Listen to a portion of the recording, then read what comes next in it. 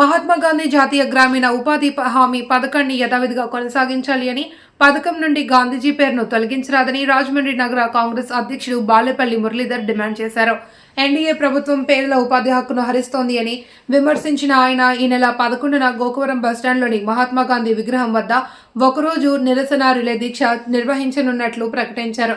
ఈ కార్యక్రమానికి డీసీసీ మాజీ అధ్యక్షుడు టీకే విశ్వేశ్వరరెడ్డి, పీసీసీ ఉపాధ్యక్షుడు మార్టిన్ లూథర్, కాంగ్రెస్ ప్రచార కమిటీ చైర్మన్ డాక్టర్ వడాయార్ ముఖ్య అతిథులుగా పాల్గొంటారని తెలిపారు. ఈ కార్యక్రమంలో బేగ్, మోతా శారద్, దేవత సుధాకర్, బతిన చంద్రరావు, డాక్టర్ రాజశేఖర్, కిషోర్ కుమార్, జైన్, భద్రంధర, మురళీకృష్ణ, ఐ సత్యనారాయణ, సూరిబాబు, హరిబాబు తదితరులు పాల్గొన్నారు. చెప్పారు.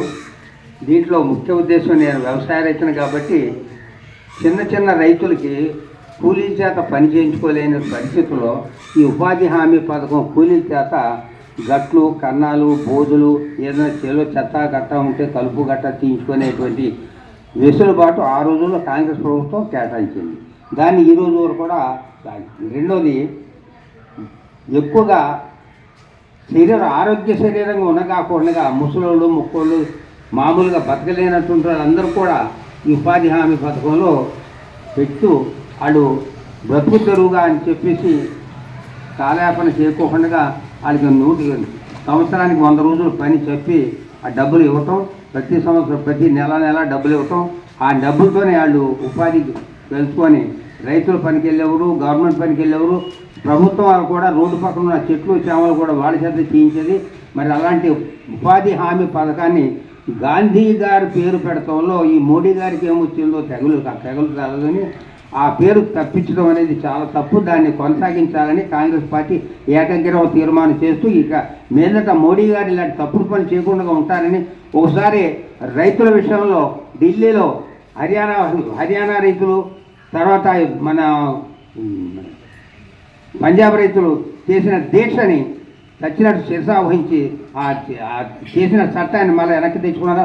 అదేవిధంగా దీన్ని కూడా వెనక్కి తీసుకోవాలని ఈ ఉపాధి హామీ పథకంలో గాంధీ గారి పేరు అలాగే కొనసాగించాలని ఈ సభాముఖంగా తెలియపరుస్తూ మీ అందరికీ తెలియపరుస్తాను. జై కాంగ్రెస్. పాత్రికేయులు కూడా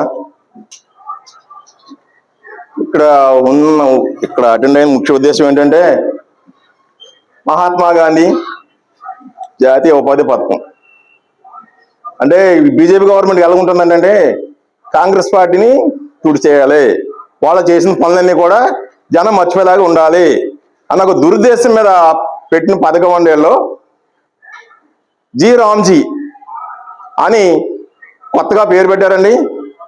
ఈ బీజేపీ గవర్నమెంట్కి కాంగ్రెస్ వాళ్ళు తిడతా పనిగా పెట్టుకున్నారు కాబట్టి, అలాగే అంబేద్కర్ గారిని సాక్షాత్తు ఒక సెంట్రల్ హోమ్ మినిస్టర్ ఎక్కించుకొచ్చారండి.